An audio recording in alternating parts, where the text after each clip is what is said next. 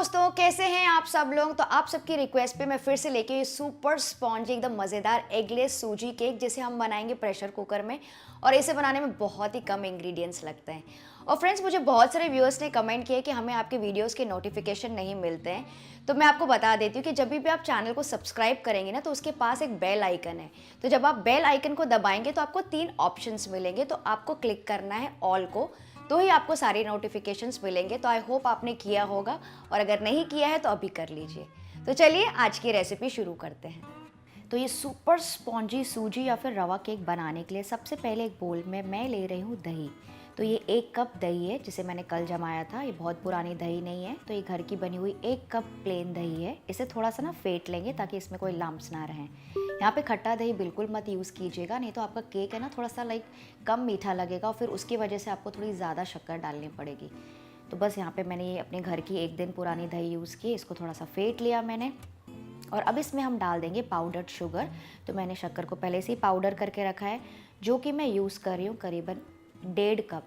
तो मैंने 1.5 cup powder sugar यानी कि पिसी हुई शक्कर इसमें डाली है। और इन दोनों चीज़ों को अच्छे से मिक्स कर लेंगे विस्क से, या फिर हैंड मिक्सर भी आप यूज़ कर सकते हैं, ताकि इसमें कोई भी लम्प्स नहीं रहने चाहिए।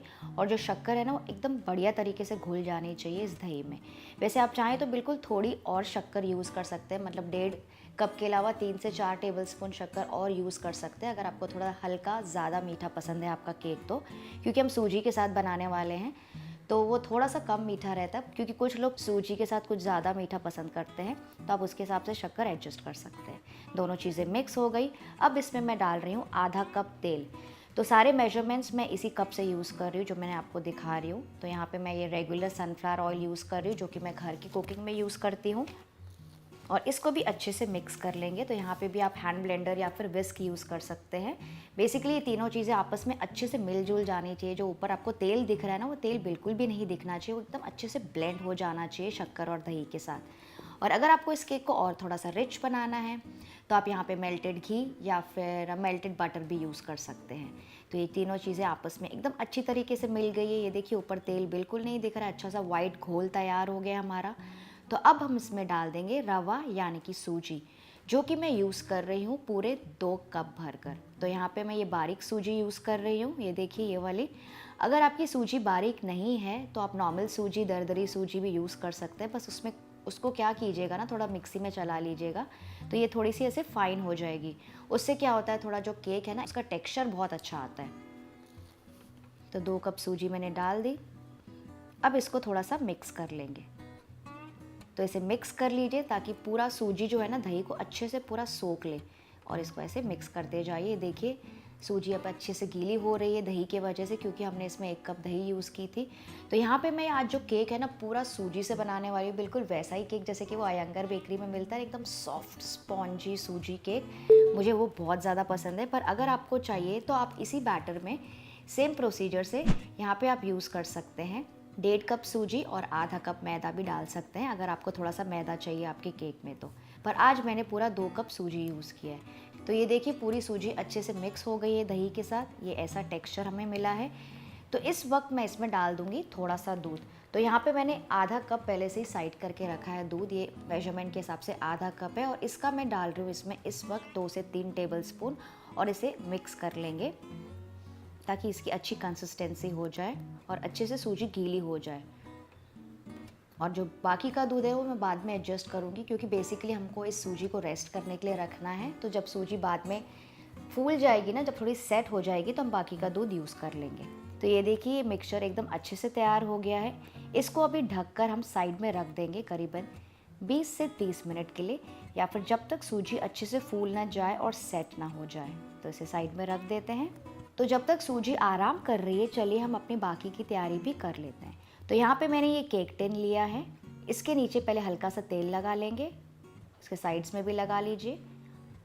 और फिर इसके ऊपर मैं डाल रही हूँ ये बटर पेपर, ताकि केक जो है ना आसानी से बाहर निकल जाए। और फिर इसके ऊपर भी हल्का सा तेल ग्रीस कर लेंगे। वैसे अगर आपको बटर पेपर नहीं यूज़ करना है, आपके पास नहीं है, तो आप इसको सिंपली तेल से ग्रीस कर लीजिए और इसके ऊपर ना थोड़ा डस्ट कर लीजिए मैदा, मतलब थोड़ा सा मैदा स्प्रिंकल करके उसका एक्स्ट्रा निकाल के उसको डस्ट कर लीजिए। उससे भी आपका केक बढ़िया बन जाएगा और आसानी से निकल जाएगा। तो अब करीबन 20 मिनट हो गए हैं सूजी को रेस्ट करते हुए और 10 मिनट और रखना है हमको सूजी को। तो अब हम क्या करेंगे, बाकी की तैयारी कर लेते हैं। तो कुकर को प्रीहीट कर लेते हैं। तो यहाँ पे मैंने प्रेशर कुकर लिया है, इसको हम प्रीहीट कर लेंगे। तो इसके लिए इसके बेस में मैं डाल रही हूँ नमक। तो करीबन 1 से 1.5 कप मैं नमक डाल रही हूँ इसके बेस में। नमक डालने से क्या होता है ना, इसका जो तापमान है वो एकदम इवनली मेंटेन होता है ओवन के जैसा। वैसे आप चाहें तो इसके बदले रेती भी यूज़ कर सकते हैं, और अगर आपको दोनों भी चीज़ें नहीं यूज़ करनी है तो भी आप वैसे भी बना सकते हैं केक बिना नमक या बिना रेती के। लेकिन उससे क्या होता है ना, कुकर बहुत ज़्यादा प्रीहीट हो जाता है, मतलब उसका जो तला है ना बहुत ज़्यादा गर्म हो जाता है। इसकी वजह से मैं थोड़ा सा नमक डाल रही हूँ और इसके ऊपर ऐसे रख रही हूँ मैं एक रिंग या आप कटोरी, जो भी आपके पास स्टैंड हो आप रख सकते हैं। और इसको थोड़ा सा और हाइट देने के लिए मैं इसके ऊपर रख रही हूँ ये ऐसा बेस, जहाँ पे मैं अपना केक टिन रख सकूँ। तो आप अपने हिसाब से ये बेस बना सकते हैं। और अब इसको हम ढककर प्रीहीट करेंगे। तो इसके लिए मैंने इसकी जो विसिल है और ये जो अंदर रबर होता है ना, वो दोनों निकाल दिया है। और अब इसको ढक कर प्रीहीट करेंगे 8 से 10 मिनट के लिए मीडियम फ्लेम पर। बहुत लोगों ने मुझे कमेंट्स में पूछा है कि प्रीहीट हम क्यों करते हैं कोई भी चीज़ को, ओवन को या कढ़ाई को। उससे क्या होता है, एक्चुअली मैं आपको बता देती हूँ। प्री हीटिंग से बर्तन का एक तापमान आ जाता है, मतलब वो एक गरमाइश में आ जाता है। फिर जैसे ही आप अपना केक उसमें डालेंगे ना तो वो पकना शुरू हो जाता है, जैसे नॉर्मली आप ओवन में करते हैं। तो आई होप आप अंडरस्टैंड कर सकते होंगे, क्योंकि अगर आप डायरेक्टली ऐसे केक डाल देंगे ना तो वो कच्चा कच्चा बनेगा। मैं आपको एकदम सिंपल एग्जांपल के साथ बताती हूँ। जैसे कि तेल हम गरम करने का वेट करते हैं ना, तेल गरम हो जाए, प्रीहीट हो जाए, फिर हम उसमें तलना स्टार्ट करते हैं। बस उसी तरह से हमको इसको प्रीहीट करते हैं कोई भी चीज़ को पकाने से पहले। तो चलिए अभी 10 मिनट और हो गए, मतलब टोटल 30 मिनट हो गए। सूजी चेक कर लेते हैं। ये देखिए सूजी ने पूरा दूध और दही को अच्छे से सोख लिया है। काफ़ी गाढ़ी हो गई है ये सूजी। ये देखिए मैं आपको उठा के दिखाती हूँ, एकदम गाढ़ी कंसिस्टेंसी पे आ गई है, एकदम सेट हो गई है। तो इस वक्त हम इसमें डाल देंगे बाकी का बचा हुआ दूध। तो यहाँ पे मैंने टोटल आधा कप और 1 टेबलस्पून दूध यूज़ किया है। इसे भी अच्छे से मिक्स कर लेंगे, जैसे सारी चीज़ें आपस में मिलजुल जाए। तो फ्रेंड्स यहाँ पे मैं आपको बताना चाहती हूँ कि यहाँ पे आप 1 से 2 टेबलस्पून दूध कम या ज़्यादा यूज़ कर सकते हैं अपने सूजी के हिसाब से। जैसे आपकी सूजी है उसके टेक्सचर के हिसाब से, कभी किसी किसी को कम ज़्यादा दूध लगता है। तो बेसिकली हमको थिक पोरिंग कंसिस्टेंसी चाहिए, बिल्कुल ऐसी। ये देखिए जब मैं आपको गिरा के दिखा रही हूँ इसकी रिबन्स फॉर्म हो रही है, लेकिन ये गाढ़ा मिक्सचर ही है, लेकिन पोरिंग कंसिस्टेंसी का। आपको ऐसा ही कंसिस्टेंसी का मिक्सचर चाहिए, तो आप इसके हिसाब से दूध 1-2 टेबलस्पून इधर उधर कर सकते हैं। इसे मिक्स कर लिया। नेक्स्ट मैं इसमें डाल रही हूँ 1 टीस्पून वेनिला एसेंस। आप चाहें तो वेनिला एसेंस को स्किप करके इलायची पाउडर भी डाल सकते हैं, आधा चम्मच। वो बहुत ही मज़े की लगती है सूजी केक में, उसका फ्लेवर बहुत अच्छा आता है। इसे भी मिक्स कर लिया। अब यहाँ पे प्लेट में मैंने थोड़े से टूटी फ्रूटी रखे हैं, इसको हम डस्ट कर लेंगे, मतलब इसके ऊपर हम स्प्रिंकल कर लेंगे थोड़ा सा मैदा, ताकि अच्छे से कोट हो जाए उस पर मैदा। ये करना बहुत ज़्यादा इंपॉर्टेंट है, वो इसलिए क्योंकि अगर आप डायरेक्टली अपनी टूटी फ्रूटी डाल देंगे ना केक में, तो वो थोड़ी सी हैवीनेस की वजह से वो नीचे जाके सिंक हो जाती है। मतलब जब आप केक पकाएंगे ना वो बॉटम में जाके पूरी सेट हो जाएगी। इसकी वजह से उसको थोड़ा हल्का करने के लिए हम इसमें डाल रहे हैं थोड़ा सा मैदा। और अब इस टूटी फ्रूटी को हम डाल देंगे इस केक मिक्सचर में और इसे अच्छे से मिक्स कर लेंगे। तो यहाँ पे मैंने आज टूटी फ्रूटी डाला है, आप चाहें तो यहाँ पे चोको चिप्स डाल सकते हैं, स्प्रिंकल्स डाल सकते हैं बच्चों के लिए, कुछ ड्राई फ्रूट्स भी डाल सकते हैं, जैसे आपकी मर्जी हो। अब बारी आती है इसमें डालने की बेकिंग पाउडर और बेकिंग सोडा। तो सबसे पहले मैं डाल रही हूँ इसमें 1 टीस्पून बेकिंग पाउडर। ये मेजरमेंट्स फ्रेंड्स बहुत ज़्यादा इंपॉर्टेंट है, तो इसे ध्यान दीजिएगा। 1 टीस्पून मैं डाल रही हूँ बेकिंग पाउडर, और साथ ही मैं डाल रही हूँ 1/4 यानी कि 1/4 चम्मच बेकिंग सोडा। और इसे भी अब मिक्स कर लेंगे लाइट हाथों से, बहुत ज़्यादा इसको नहीं मिक्स करना है। बैटर की जो हवा है ना उसको हमको कोलैप्स नहीं करना है, मतलब उसको नीचे नहीं करना है, इसको हल्का हल्का ऐसे मिक्स कर लीजिए। बस इतना कि बेकिंग पाउडर और बेकिंग सोडा मिक्स हो जाए, पर इसको ओवर मिक्स बिल्कुल भी नहीं करना है। तो ये हमारा बेसिक बैटर तैयार हो गया है। अब इसको हम ट्रांसफ़र कर लेंगे केक टिन में। तो केक टिन में मैं सबसे पहले नीचे डाल रही हूँ फिर से थोड़े से और टूटी फ्रूटी, क्योंकि इसको खाने में बहुत ज़्यादा मज़ा आता है। तो सब तरफ आपको टूटी फ्रूटी मिलेगी, और अगर आप ऐसे करेंगे तो आप इसको दूसरे साइड से भी सर्व कर सकते हैं। तो टूटी फ्रूटी मैंने स्प्रिंकल कर दिया, आप चाहें तो ड्राई फ्रूट्स भी डाल सकते हैं यहाँ पे। और अब इसमें हम ट्रांसफ़र कर लेंगे हमारा केक का बैटर। तो इसे अच्छे से ट्रांसफ़र कर लीजिए ऊपर से, ताकि एकदम स्मूथ हो जाए। और बस इसको फिर थोड़ा सा टैप कर लेंगे ताकि इसमें कोई एयर बबल्स ना रहे, और फिर से इसके ऊपर डाल देंगे थोड़ी सी और टूटी फ्रूटी, कम ज़्यादा जैसे आपको पसंद हो। तो ये हमारा केक टिन रेडी हो गया है। और ये देखिए हमारा कुकर भी अच्छे से प्री हीट हो गया है। तो इसको सावधानी से इस कुकर के बेस के ऊपर डाल दीजिए। ध्यान से डालिएगा क्योंकि इस वक्त जो कुकर है एकदम अच्छा खासा गर्म हो गया है। और अब इसको ढककर पकाएंगे लोएस्ट फ्लेम पर। तो इसे ढककर पकाना है लोएस्ट फ्लेम पर करीबन 35 से 40 मिनट के लिए। और फिर से यहाँ पे आपको विसिल और गैस्केट मतलब उसका रबर नहीं लगाना है, जैसे हमने पहले किया था बिल्कुल वैसे ही कुकर को ढकना है और इसे पकने देंगे करीबन 35 से 40 मिनट पे लोएस्ट फ्लेम पर फ्रेंड्स, उससे ज़्यादा नहीं। अब लो से थोड़ा ज़्यादा रख सकते हैं लेकिन मीडियम और लो के एकदम बीच में ही होना चाहिए। तो इसे पकने देते हैं। तो करीबन 40 मिनट हो गए हैं। चलिए चेक करते हैं केक, लिड हटाकर देखते हैं। वाओ, आप देख सकते हैं केक कितना बढ़िया तरीके से फूल गया है। और ये देखिए हमको मैं पास से भी दिखाती हूँ, इसकी जो साइड्स है ना वो थोड़े से छूट गए हैं, मतलब उनके जो साइड्स है ना कोने निकल रहे हैं। इसका मतलब कि केक बढ़िया तरीके से पक गया है। और एक तरीका है, आप इसमें टूथपिक या फिर नाइफ़ डाल के देखिए।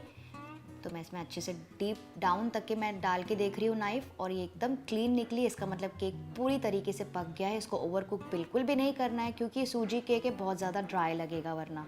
और अगर आपको ऐसा लगता है कि आपका केक थोड़ा सा कच्चा रह गया है तो आप इसे फिर से पका सकते हैं ढककर करीबन 3 से 4 और मिनट के लिए लो फ्लेम पर। तो बस अब इसे बाहर निकाल कर ठंडा होने के लिए रख देंगे। इसको ठंडा करना बहुत ज़्यादा इंपॉर्टेंट है क्योंकि अगर आप इसको तुरंत काट देंगे ना तो पूरा केक बिखर जाएगा। तो करीबन 10 से 15 मिनट के लिए तो इसको अच्छे से ठंडा कर लीजिए।